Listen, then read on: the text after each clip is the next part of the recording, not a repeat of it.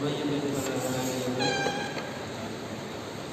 أشهد أن لا إله إلا الله وحده لا شريك له وأشهد أن محمدا عبده ورسوله الذي لا رسول ولا نبي بعده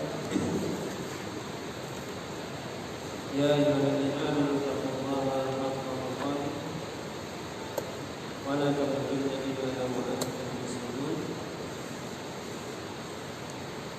أما بعد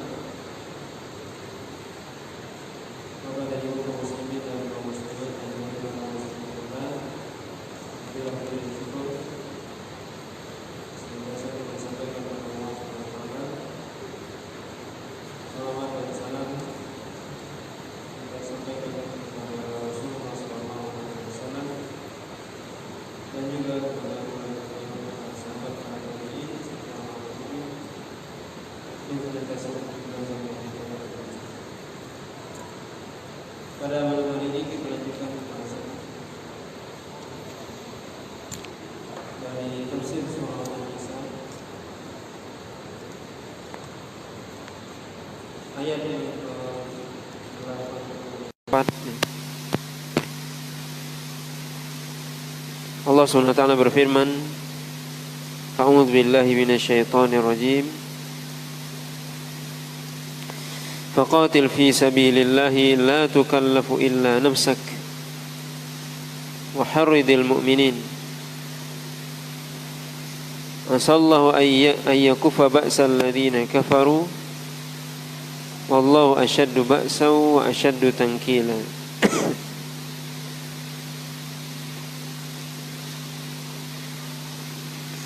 Allah SWT memerintahkan kepada Rasulullah SAW, faqatil fi sabilillah, maka berperanglah, berjihadlah di jalan Allah SWT. La tukallaf illa nafsak, maksudnya anda tidak akan dibebani atau tidak diberikan kewajiban kecuali apa yang bisa anda lakukan. Wa harridil mu'minin, dan berikanlah semangat, motivasi kepada orang-orang mukmin untuk berjihad. Asallahu ayyakufa ba'sal ladzina kafaru, karena bisa jadi atau boleh jadi Allah Subhanahu wa taala bisa dengan anda berjihad menahan serangan orang-orang kafir. Wallahu asyaddu ba'san wa asyaddu tankila, dan Allah Subhanahu wa taala lebih keras serangannya, atau juga diartikan Allah Subhanahu wa taala lebih kuat kekuatannya, wa asyaddu tankila, dan lebih dahsyat, lebih kuat balasannya ataupun siksaannya.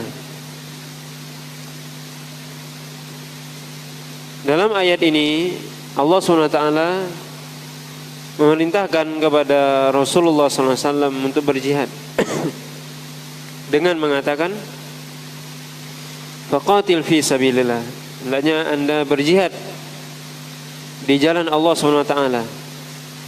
Maka ini perintah Allah SWT kepada Rasul untuk berjihad di jalan Allah SWT, melawan orang-orang kafir. Dan ini tentunya ketika Nabi SAW sudah hijrah ke Madinah.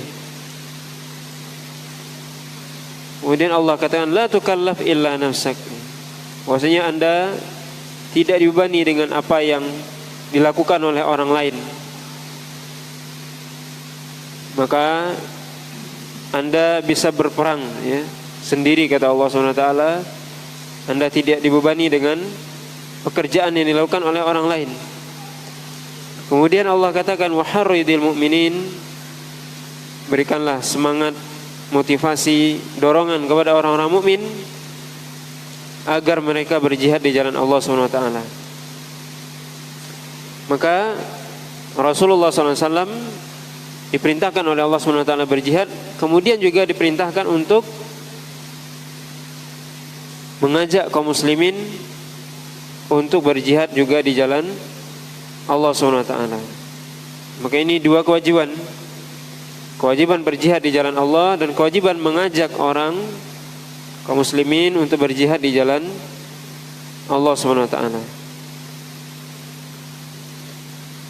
Dalam hadis yang diriwayatkan oleh Imam Bukhari dari Abi Hurairah radhiyallahu taala anhu, Rasulullah SAW bersabda, "Man amana billahi wa rasulihi wa aqama as-salah wa ata az-zakah wa shoma ramadan kana haqqan 'ala Allahi ay yudkhilahul jannah.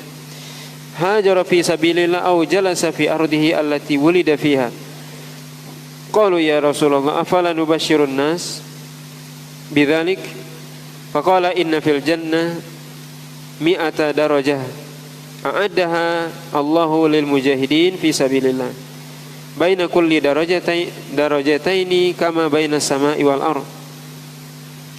Fa idza sa'altumullaha fas'aluhu al-firdausa fa innahu wasatul jannah wa a'lal jannah wa fawqahu arsyur rahman wa minhu tufajjiru anhara al-jannah.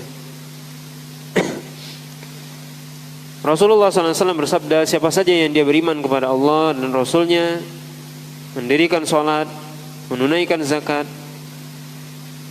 berpuasa di bulan Ramadan, maka sungguh itu sudah menjadi suatu hal yang mesti bahwasanya dia akan dimasukkan oleh Allah SWT ke dalam surga. Baik dia berhijrah di jalan Allah, hijrah atau pindah, atau dia tetap berada di negeri tempat kelahirannya. Kemudian para sahabat yang mendengar mengatakan, wahai Rasul, tidakkah kami beritahukan berita ini kepada manusia, ya, berita gembira ini? Kemudian Nabi SAW mengatakan, sungguhnya di dalam surga itu ada 100 derajat, 100 derajat atau tingkatan, yang mana Allah SWT sudah siapkan semua itu untuk orang-orang yang berjihad di jalan Allah SWT. Di mana setiap derajat atau jarak antara kedua derajat tersebut, tingkatan tersebut, seperti langit dan bumi. Allah SWT mengatakan, Rasulullah SAW mengatakan, di surga ada 100 tingkatan yang Allah persiapkan bagi orang yang berjihad di jalan Allah.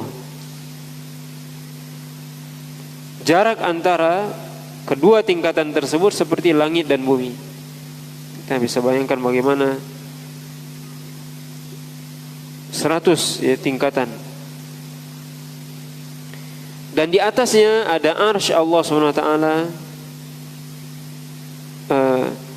Di antara kedua tingkatan tersebut, yaitu seperti langit dan bumi. Kemudian Nabi mengatakan, kalau anda meminta kepada Allah, maka mintalah surga Firdaus.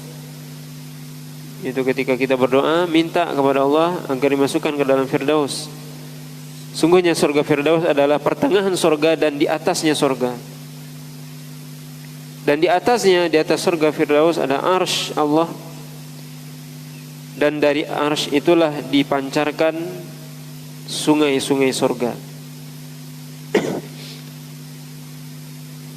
Maka hadis ini disampaikan oleh Nabi SAW untuk memberikan motivasi, dorongan kepada kaum muslimin untuk berjihad di jalan Allah SWT. Kemudian Allah SWT mengatakan, asallahu ayyakufa ba'sal ladina kafaru. Dengan kita berjihad di jalan Allah SWT, faedahnya, salah satu faedahnya adalah agar kita bisa menahan ba'sal ladina kafaru, yaitu serangan ataupun suatu bentuk keburukan yang datang dari orang-orang kafir. Ketika kita berjihad, maka kita akan berusaha bisa menahan, ya. Kalau mereka ingin menyerang bisa ditahan, atau kalau mereka ingin memberikan mudarat, orang-orang kafir ingin memberikan mudarat, suatu hal yang membahayakan, maka kita bisa menahannya. Ini salah satu faedah dari berjihad. Allah katakan, asallahu ayyakufa ba'sal ladzina kafaru wallahu asyaddu ba'san wa asyaddu tankila, dan Allah SWT memiliki lebih kuat kekuatannya, lebih dahsyat kekuatannya, dan lebih keras siksaannya kepada orang-orang kafir. Ayat selanjutnya, ayat yang ke-85, Allah katakan, may yashfa' syafa'atan hasanatan yakul lahu nasibun minha wa may yashfa' syafa'atan sayyi'atan yakul lahu kiflun minha wa kana Allahu ala kulli syai'in muqita. Dan siapa saja yang memberikan syafaat dengan syafaat yang baik, maka dia akan memperoleh bagian pahala dari syafaat tersebut. Dan siapa yang memberikan syafaat berupa syafaat keburukan, dia juga akan menanggung dosa dari keburukan tersebut. Dan Allah SWT memelihara, menjaga, menghitung segala amal perbuatan kita. Maka ayat ini, ayat yang ke-85, merupakan anjuran agar kita saling membantu dalam kebaikan. May yashfa' syafa'atan hasanah, siapa memberikan kebaikan, pertolongan kepada orang dengan kebaikan atau menjadi sebab terwujudnya suatu kebaikan, maka dia akan dapat pahala. Kita yang melakukan kebaikan atau kita yang membantu orang bisa melakukan kebaikan, maka kita akan mendapatkan pahala. Berapa banyak usaha kita agar terjadi kebaikan, maka kita akan mendapatkan pahala dari apa yang kita lakukan. Sebaliknya, ketika kita melakukan keburukan atau menjadi sebab terjadinya keburukan, ini lawan dari yang pertama. Yang pertama, kita disuruh untuk membantu, menolong, saling tolong menolong dalam kebaikan, atau kita menjadi sebab terlaksananya kebaikan. Sebaliknya, kalau kita menjadi ikut dalam tolong menolong dalam keburukan atau menjadi sebab terjadinya keburukan, maksiat, maka kita juga akan menanggung dosa dari apa yang kita lakukan tersebut. Dan juga dosa yang dilakukan oleh orang-orang yang karena kita orang melakukan dosa. Sebagaimana juga seorang yang melakukan kebaikan, kemudian dia menjadi sebab orang bisa melakukan kebaikan, maka dia dapat pahala dari apa yang dilakukan, dan juga orang-orang yang mengikuti dia. Begitu juga sebaliknya. Kemudian Allah SWT mengatakan, kana Allahu ala kulli syai'in muqita. Maksudnya Allah SWT, yaitu muqita diartikan hafizan, syahidan, wa hasiban, artinya Allah SWT melihat, menyaksikan, memelihara, menjaga, menghitung segala macam apa yang kita lakukan. Kadang kita tidak mengetahui atau tidak sadar, dengan perantara kita misalnya terjadi sebuah kebaikan, maka Allah akan hitung itu. Allah akan tuliskan, Allah akan jaga, tidak akan sia-sia perbuatan baik. Begitu juga sebaliknya, kadang kita menjadi sebab terjadinya maksiat, perbuatan buruk, dan mungkin kita tidak menyadarinya, maka Allah akan mencatat, menyaksikan, memelihara, dan menjaga, akan dibalasi oleh Allah SWT perbuatan tersebut. Kemudian ayat selanjutnya Allah SWT mengatakan, ayat yang ke-86, wa idza hayyitum bi tahiyyatin fahayyu bi ahsana minha aw rudduha innallaha kana ala kulli syai'in hasiba. Apabila Anda diberikan tahiyyah, yaitu penghormatan, salam, maka fahayyu bi ahsana minha, maka jawablah salam atau penghormatan tersebut dengan yang lebih baik atau semisal dengannya. Sungguhnya Allah SWT mencatat, menghisap, menghitung segala sesuatu, walaupun itu adalah suatu hal yang kecil, ayat ini menunjukkan kepada kita ataupun merupakan di dalamnya ada perintah untuk kita menjawab salam. Atau sebelumnya adalah ada anjuran untuk memulai salam. Karena Allah mengatakan kalau Anda diberikan salam, maka jawablah dengan yang lebih baik. Maka di situ ada anjuran untuk kita memulai dan juga menjawab. Sepakat para ulama bahwa saya mengucapkan salam hukumnya sunnah, tapi menjawabnya adalah wajib. Karena Allah mengatakan fahayyu bi ahsana minha. Jawablah dengan yang lebih baik. Maka kewajiban kita menjawab salam dan dianjurkan menjawab dengan yang lebih baik.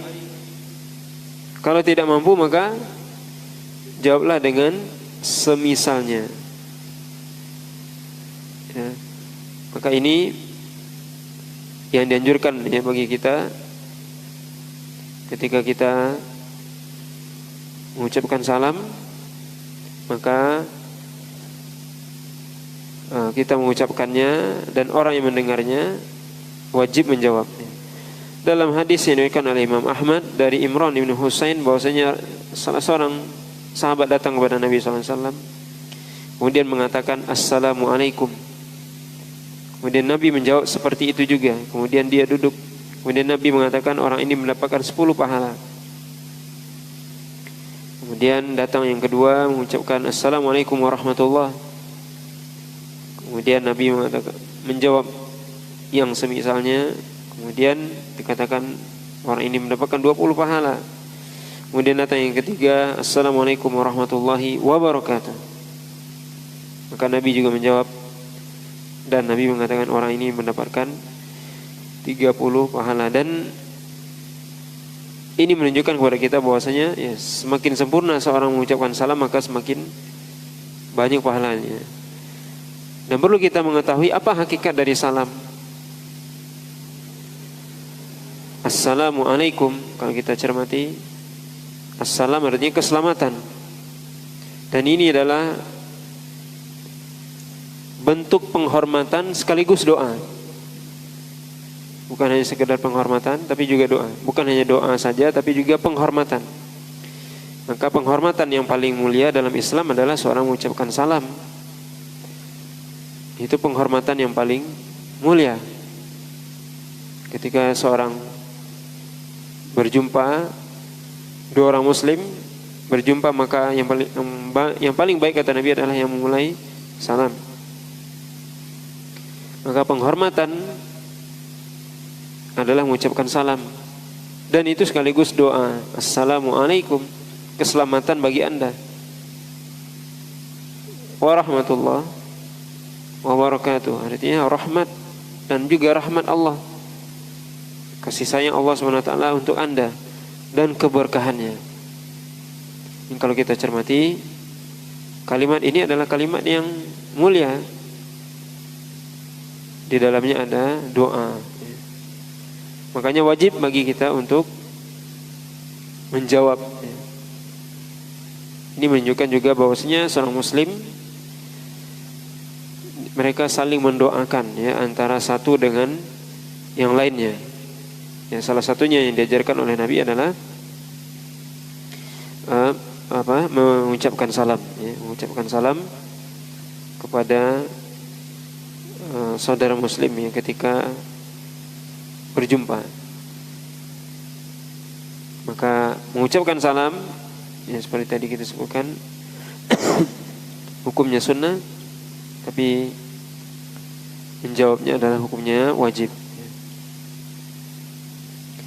Kemudian ayat selanjutnya Allah katakan, Allahu la ilaha illahu la yajma'annakum ila yaumil qiyamati la raiba fihi wa man asdaqu minallahi haditha.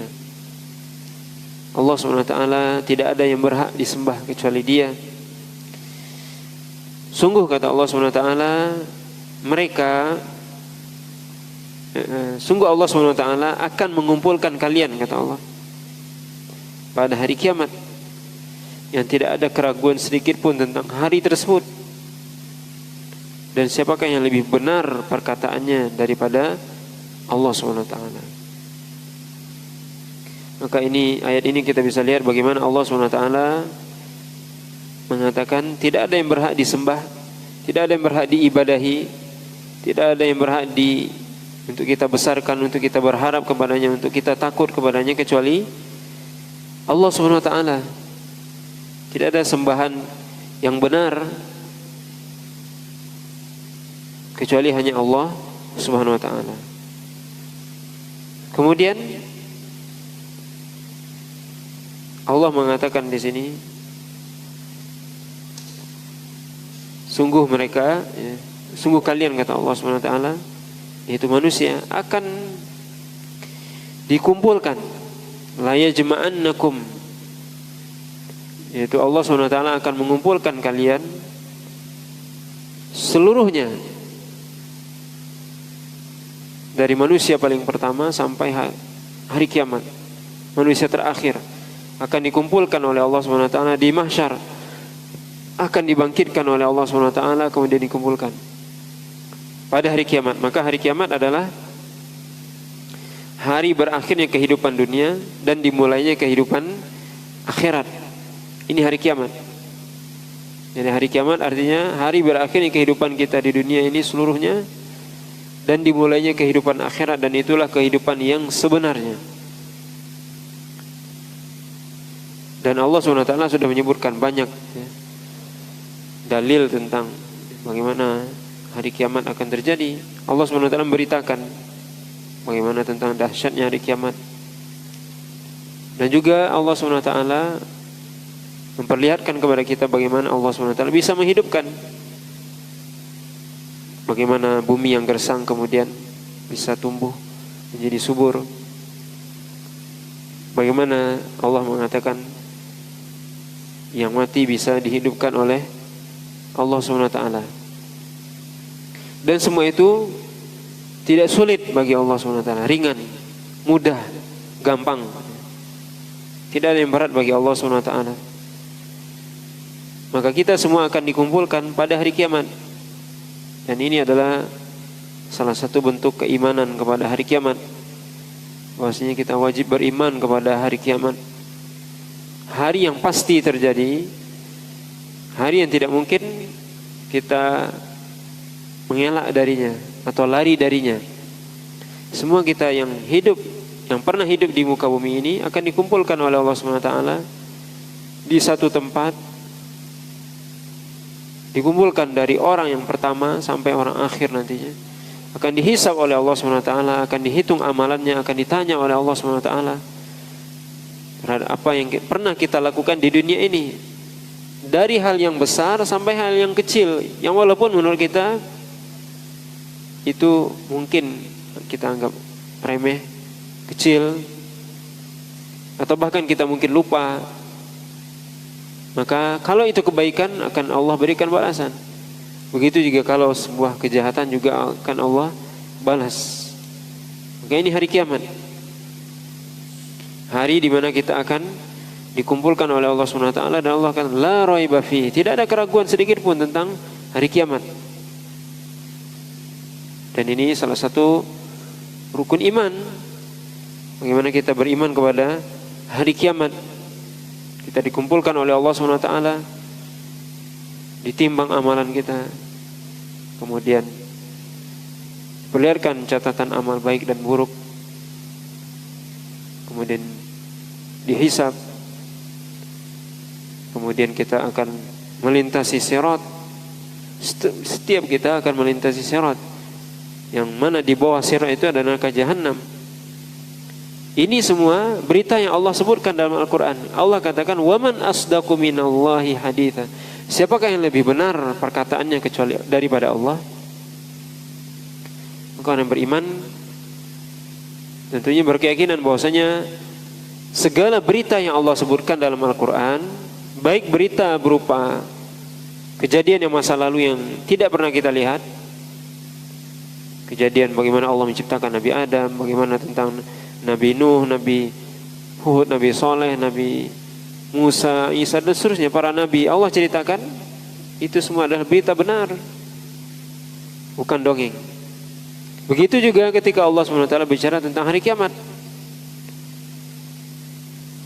Allah SWT bicara tentang surga neraka, Allah SWT bicara tentang sirat, tentang mizan dan seterusnya. Maka itu semua adalah perkataan yang benar. Tidak ada keraguan di dalamnya, tidak ada kedustaan di dalamnya. Maka kalau ada orang yang tidak yakin akan hari kiamat atau berita yang ada dalam Al-Quran, maka bisa jatuh kepada kekufuran. Karena Allah SWT menceritakan, menyampaikan dengan benar. Tidak ada yang lebih benar perkataannya kecuali Allah dan Rasulnya. Adapun manusia mungkin saja dia lupa, mungkin saja dia berdusta dengan sengaja atau tidak disengaja. Tapi Allah SWT tidak pernah lupa. Dan Allah SWT tidak mungkin berdusta.